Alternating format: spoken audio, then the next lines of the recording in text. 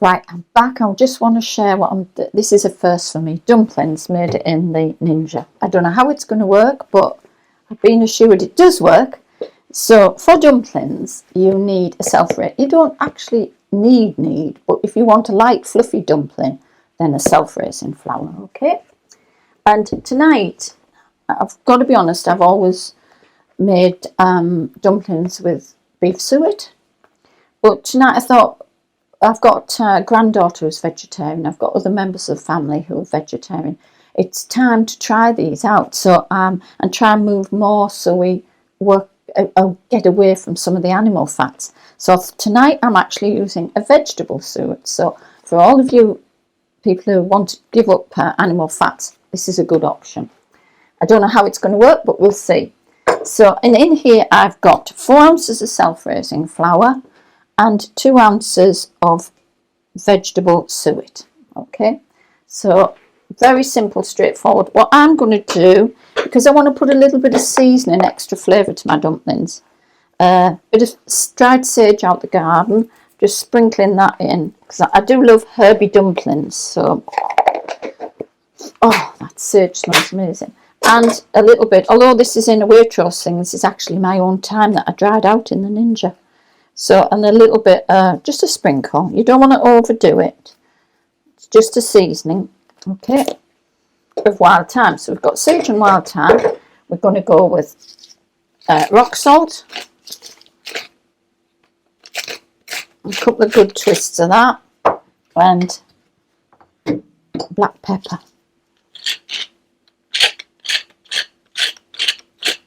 And then the last ingredient is cold water. Now, classically on the box it says about 5 tablespoonfuls. I never kind of go like that. I put a couple in, start to mix it together, because I don't like anything too wet. So I'm going to go on to 3 and see where we go with that. Oh, must introduce you to a new thing I've picked up. For inside my little baskets, silicone baskets, you will have seen me faffing about with silver foil folded, and yes, it works, but it's waste, because you end up wasting that silver foil. So when I saw these on good old Amazon, I thought I'd give them a try. We did try them the other night. They worked well. One thing that my husband said, it's actually logic, but you know, these little handles do get hot. So you still need to get your tea towel or whatever you're using to lift them out. But I thought that's going to save actually having to put foil in and glass dishes. The glass dishes can sit in there, but you'll be able to access them a lot easier. So tonight I'm going to try and do the dumplings in there. Should be interesting. Anyway, let's get back to the job in hand, mixing this together.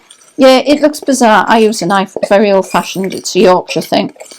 I just feel it. I know a lot of chefs that use knives for mixing. Yeah, it's coming together and it looks as though it may well take the 5. So let's go with the other 2. 1, 2.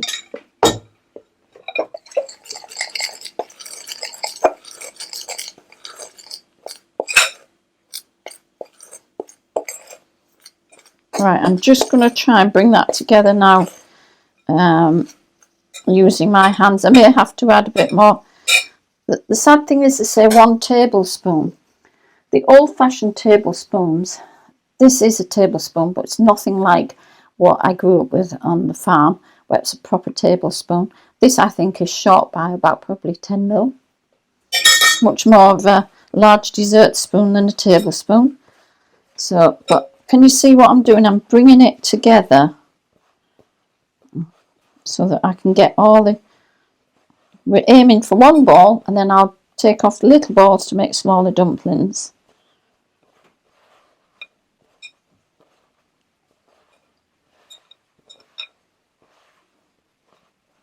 I can feel the moisture in there, so I don't really want to be adding much to this.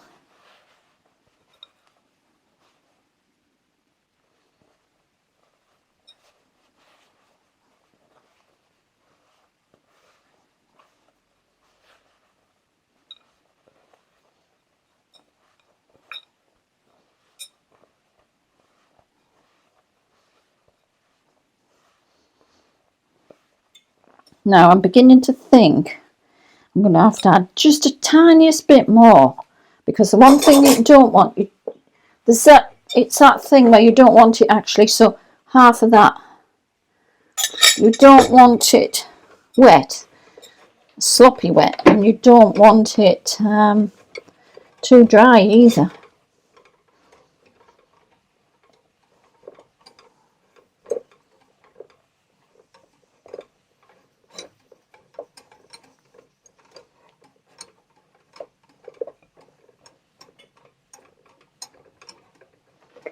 Okay, I'm happy with that.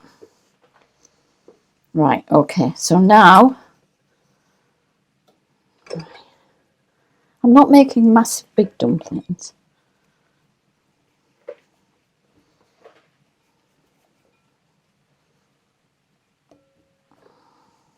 bit bigger than that. So I would say just in the palm of my hand. So let's get my box. Just going to fit them into my box like that. Right, okay.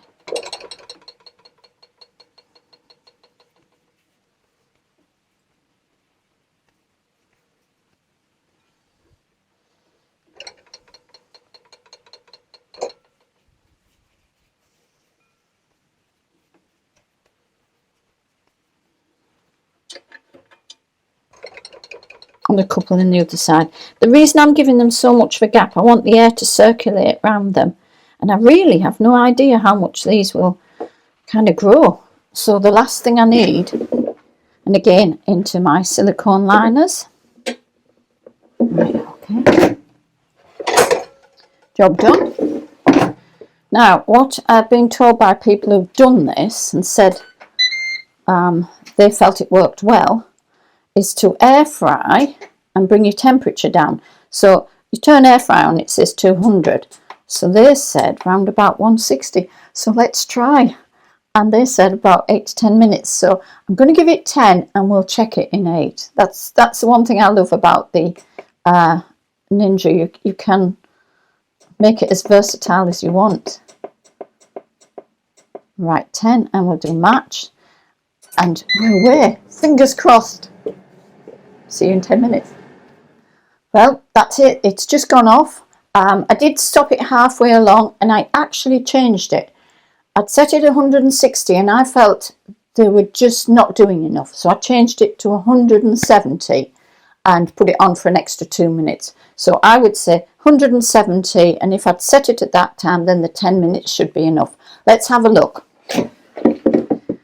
So, oh yeah, there's a nice little colour on those. They're nice and crispy. Let's see this side. Oh yeah, and they're nice and crispy. Okay, I think possibly when I put them in the oven, when I've been using my big oven, they've spread out more. Probably because they absorb the moisture of the stew they're cooking in. So it's a little bit different, but they look very nice. They smell good, and I'm going to put them into the stew, and we'll let you know exactly what they taste like.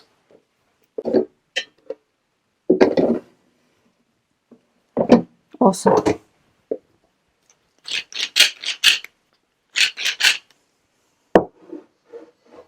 That looks very, very yummy. I think we're going to enjoy it tonight. I probably won't be able to move after this, but you know. Nice glass of red wine. Yeah, lovely. Anyway, give it a go, guys. Hope we enjoy it.